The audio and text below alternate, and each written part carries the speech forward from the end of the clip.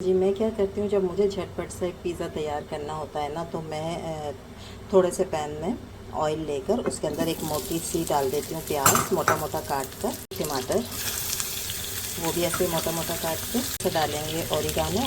इसका असल जो फ्लेवर है ना वो पिज़्ज़े में आता है। ठीक है, ये तकरीबन आधी टीस्पून के बराबर मैंने वो डाल बटा होना तो ज़रूरी है, तो आधी टीस्पून मैं डालती हूँ लाल मिर्च का पाउडर, मैं डालूँगी नमक।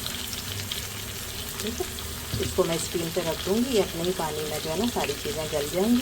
तो हमारी होममेड मज़ेदार सी पिज़्ज़ा सॉस जो है वो तैयार हो जाएगी।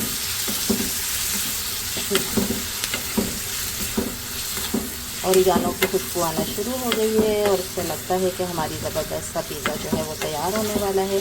ठीक है, ये मैं झटपट तैयार करके रखी हूँ। थोड़े से मैं चिकन के पीस लूँगी और उनको भी रोस्ट कर लूँगी, जो हम उसके ऊपर लगाएंगे पिज़्ज़ा को। अच्छा जी, तो मैं पिज़्ज़ा किससे बनाती हूँ? मैं बनाती हूँ इससे।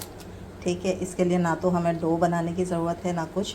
टोटेला लाकर, और ये हर घर में मौजूद ही होती हैं ये वाली रोटियाँ। ठीक है, और मिल भी जाती हैं आराम से, तो मैं इसी से ही बनाती हूँ और बहुत मज़े का और क्रिस्पी पिज़्ज़ा जो है वो तैयार होता है, जिसकी डो भी ना एकदम थिन होती है। वो मोटी डो वाले जो होते हैं ना वो पिज़्ज़ा अच्छे भी नहीं लगते ज़्यादा। ठीक है, मैंने ले लिए हैं 2 टोटेला। अब मैंने क्या करना है कि ये एक के ऊपर थोड़ी सी टेक्निक ये लगानी है कि एक के ऊपर जो है ना वो पहले से मैं लगाऊंगी चीज़।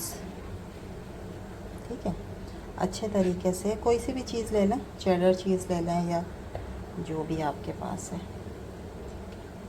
मेरे पास 2 डिफरेंट चीज़ हैं, मैं वो लगा रही हूँ।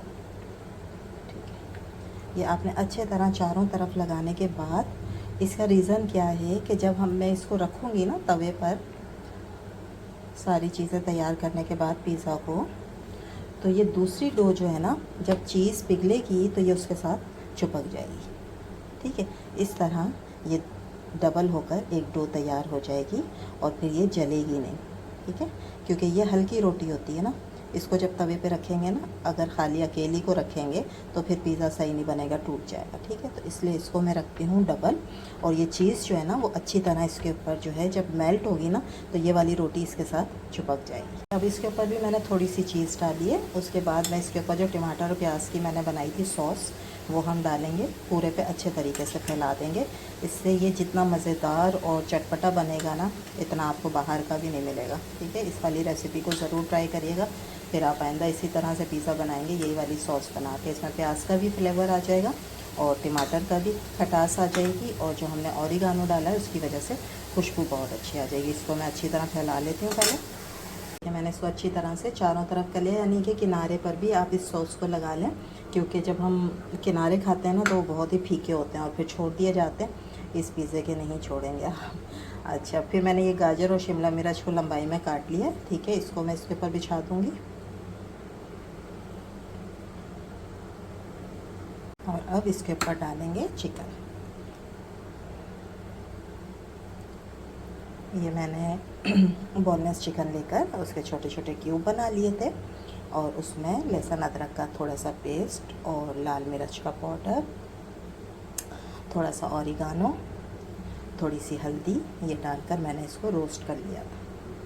देखें कितने मज़े का बन रहा है ना पिज़्ज़ा। अब क्या करना है, वही भर भर कर आपने इसके ऊपर चीज़ डालनी है, क्योंकि ये तो आप घर में बना रहे हैं, बाहर वाले तो बहुत कम चीज़ डालते हैं। और पिज़्ज़े का मज़ा ही जब है जब इसके अंदर बहुत सारी चीज़ हो। ठीक है, खूब सारी चीज़ डाल लें। मैंने दोनों चीज़ मिला के डाल रही हूँ, चेडर भी, मोज़रेला भी।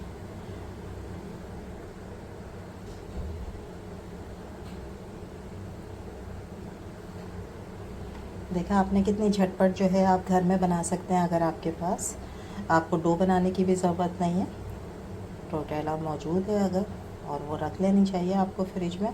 और ये जो हमारे बाहर बहन भाई रह रहे हैं जिनको हलाल का बड़ा मसला हो जाता है, ठीक है, पिज़्ज़ा खाने में, तो वो इस तरह घर में बच्चों को बना के ख़ुद भी बड़े भी इस्तेमाल कर सकते हैं। अब मैं इसके ऊपर क्या कर रही हूँ, इसको मज़ीद मज़ेदार खट्टा सा बनाने के लिए ये मेरे पास थी हरी मिर्चें, जो कि मैंने डाली हुई थी सिरके में। ठीक है, और ये गल गई थी अच्छी तरह, तो अब हमने ये डाल दी है।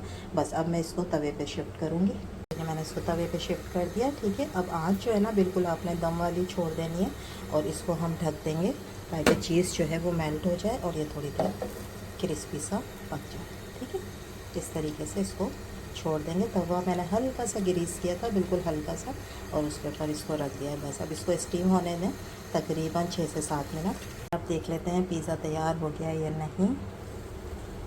माशाल्लाह देखें ज़बरदस्त सा हमारा, और लुक चेक करें इसकी कितनी ज़बरदस्त है। ठीक है, खाने में उतना ही मज़ेदार है। बस अब मैं इसको कट करती हूँ।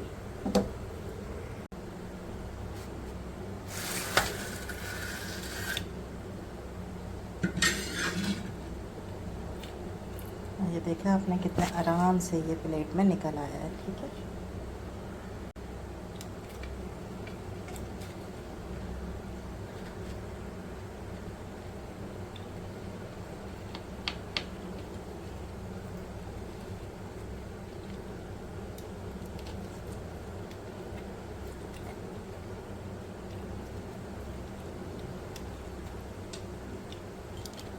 देखें जी माशाल्लाह से तैयार हो गया पिज़्ज़ा। और ये मैं आपको दिखाती हूँ एक स्लाइस, आप लोग भी इंजॉय करें। और ये देखें कितना थिनी है। ठीक है, थिनी जो होते हैं ना वो अच्छे लगते हैं, मोटे मोटे नहीं अच्छे लगते। ठीक है, ये आप इस तरह घर में ज़बरदस्त सा पिज़्ज़ा तैयार कर सकते हैं। बहुत गर्म है तो ये आप तैयार कर सकते हैं, और बहुत सारी चीज़ डालिएगा उसके साथ। ये देखें इसके बन रहे हैं ना मज़ेदार से, ये देखें तार बनेंगे। तो ये थी हमारी आज की रेसिपी। उम्मीद है आप लोगों को अच्छी लगी होगी। अच्छी लगी है तो लाइक करें, शेयर करें, सब्सक्राइब करें। इंशाल्लाह कल फिर हाज़िर होंगे एक नई मज़ेदार रेसिपी के साथ। जब तक दें इजाज़त, अल्लाह हाफिज़।